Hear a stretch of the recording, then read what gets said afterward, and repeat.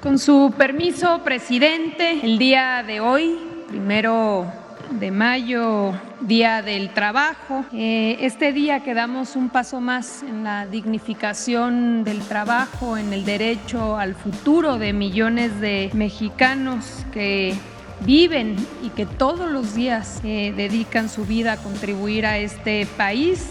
Le informo, presidente, que nos acompañan en la conferencia el secretario del Trabajo y Previsión Social, Marat Bolaños, el titular del IMSS, Zoé Robledo, la titular del ISSSTE, Berta Alcalde, el titular del Infonavit, Carlos Martínez, el titular de CONSAR, Julio César Cervantes, y el titular de la Unidad de Seguros, Pensiones y Seguridad Social, Héctor Santana, dependencias, mujeres, hombres que han ayudado a construir lo que hoy es ya una posibilidad, la dignificación de las pensiones.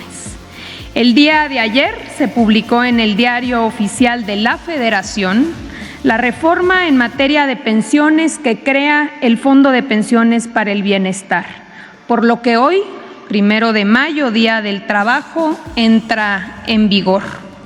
Un año más con un 1 de mayo que pasará a la historia. Y es que esta reforma reivindica el derecho de las y los trabajadores a contar con una pensión suficiente y digna para el último tramo de su vida. Derecho arrebatado por las reformas neoliberales de Ernesto Zedillo en 1997 y de Felipe Calderón en el 2007. Que nos condenaban a pensiones de miseria con niveles inferiores al 30% del último salario. Pero además, hoy que entra en vigor esta reforma, arranca el camino hacia su implementación. El compromiso que el 1 de julio de este mismo año se esté pagando la primera pensión ya con el complemento que proviene del Fondo de Pensiones para el Bienestar y que garantice el 100% del salario del trabajador para todas aquellas y aquellos que ganan hasta el salario promedio. Seremos testigos el día de hoy, en unos instantes, de la firma del presidente Andrés Manuel López Obrador del decreto que crea el Fondo de Pensiones para el Bienestar. Una vez publicado en el Diario Oficial de la Federación, esta misma tarde, en la vespertina, vendrá el trabajo coordinado para dotar al fondo de reglas operativas y de viabilidad financiera. Se suscribirá el contrato de fideicomiso con el Banco de México, institución que administrará los recursos que le sean transferidos con responsabilidad y con transparencia. Se instalará un comité técnico del fondo conformado por diversas instituciones y dependencias hoy presentes en esta conferencia, entre ellas la Secretaría de Hacienda y Crédito Público, Gobernación, Trabajo y Previsión Social, el IMSS, ISSSTE, Infonavit, CONSAR y el propio Banco de México, quienes deberán emitir sus reglas de operación y el régimen de inversión que permitirá al fondo garantizar un ahorro sostenido que genere rendimientos en el futuro. Se abrirá también a mediados de mayo una ventanilla única del IMSS, Infonavit, ISSSTE y las AFORES, donde se brindará orientación para que los trabajadores y pensionados conozcan la reforma y sepan de sus beneficios. Habrá una campaña para que todos aquellos que pudieran desconocer de sus fondos los puedan conocer, saber de los montos y poder reclamarlos. Finalmente, durante la segunda quincena de junio, las AFORES, el IMSS, el ISSSTE, el Infonavit y el INDEP, así como otras fuentes de financiamiento, deberán transferir los recursos al fondo para que las y los trabajadores puedan acceder a su complemento como ya dijimos, el primer día de julio, marcando así un hito que pasará a la historia como el día en que las pensiones se revalorizaron, se redignificaron y que además coincide con el 6º año del inicio de la transformación de la vida pública de nuestro país.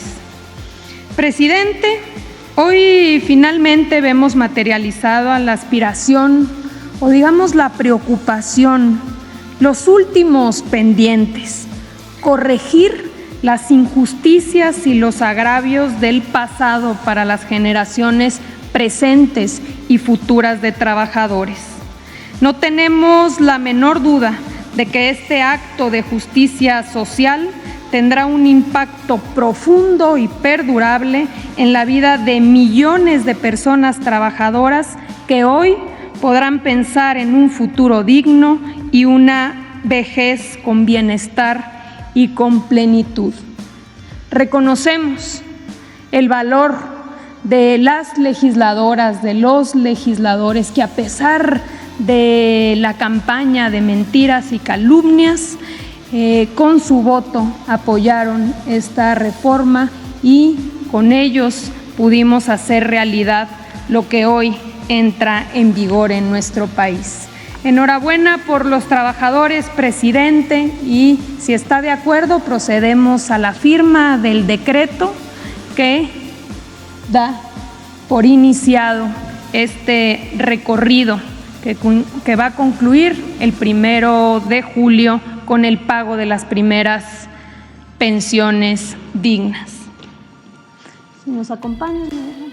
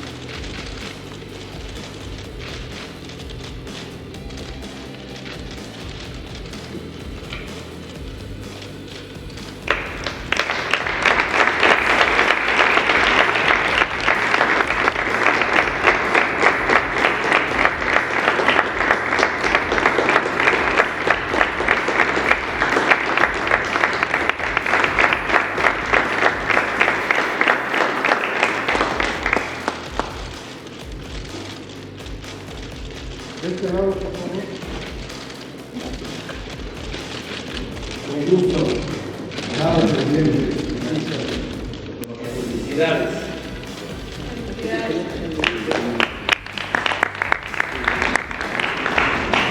Muy bien, vamos a iniciar. Les informo que vamos a reunirnos hoy con dirigentes sindicales al mediodía y vamos a tomar la palabra en ese acto para precisar más sobre lo que ha sido nuestra política laboral, nuestra política para mejorar los salarios de los trabajadores, para corregir todas las aberraciones, los retrocesos que se aplicaron mediante reformas a la Constitución en contra de los trabajadores de México, en general en contra del pueblo de México, en 36 años de política neoliberal. Y siempre invito a todos a que revisen las reformas que se hicieron a la Constitución en esos 36 años, en ese periodo aciago de la historia de nuestro país, de 1983 a finales del 2018. Todas las reformas a la Constitución se hicieron para favorecer a una minoría, a los que se sentían dueños de México. Todas las reformas a la Constitución en ese periodo fueron para privatizar los bienes del pueblo y de la nación en beneficio de particulares, de llamados hombres de negocios vinculados al poder, en realidad traficantes de influencia. No van a encontrar ninguna reforma en 36 años a la Constitución que se haya hecho en beneficio del pueblo de México, ni en especial en beneficio de los trabajadores. Se perdió en ese periodo el propósito de hacer realidad la justicia social, lo que fue en sus orígenes después de la Revolución Mexicana, lo que quedó plasmado en la Constitución de 1917. Modificaron el artículo 27, modificaron el artículo 3, modificaron el artículo 123 y muchos otros artículos para no hacer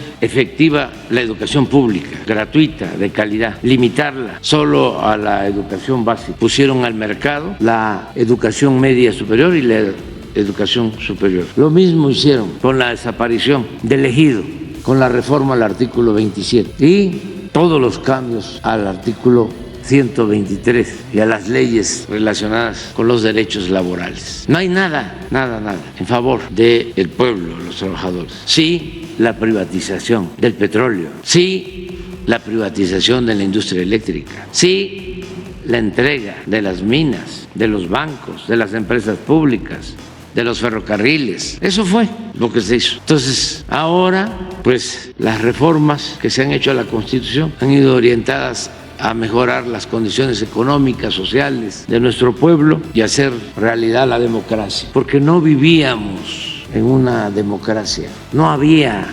democracia, eso era una apariencia. Lo que existía era un sistema político oligárquico. La oligarquía es el gobierno de una minoría, la democracia es el gobierno del pueblo. Por eso, pues nos da mucho gusto que hoy estemos conmemorando el Día del Trabajo y vamos a tener este acto al mediodía con dirigentes sindicales y vamos a hablar más sobre el tema. Están todas y todos invitados, va a ser al mediodía, aquí les van a informar. Y ahora sí, pues no sabemos, se invitó a varios dirigentes, como 100 dirigentes.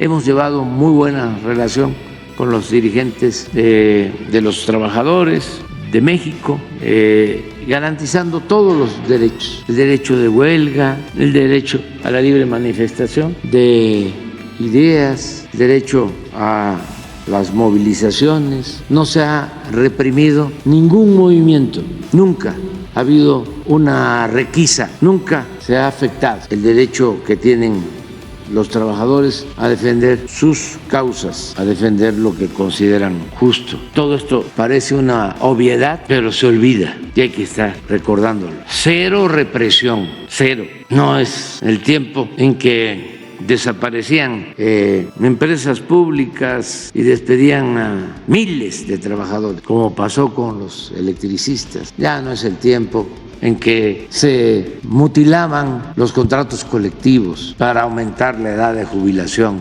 de los trabajadores. Ya no, es el tiempo de los salarios que no alcanzaban ni para lo más indispensable. 36 años con salarios, no me gusta usar la palabra, pero salarios de hambre, de miseria. 36 años con pérdidas del poder adquisitivo del salario del 70%. Eso fue el periodo neoliberal. Y eso es lo que quisieran algunos, que regresara ese modelo económico, neoliberal, neoporfirista, esa política de pillaje y de injusticias. Pero ya, afortunadamente, las cosas están cambiando en nuestro país y ahora México es un ejemplo a nivel mundial.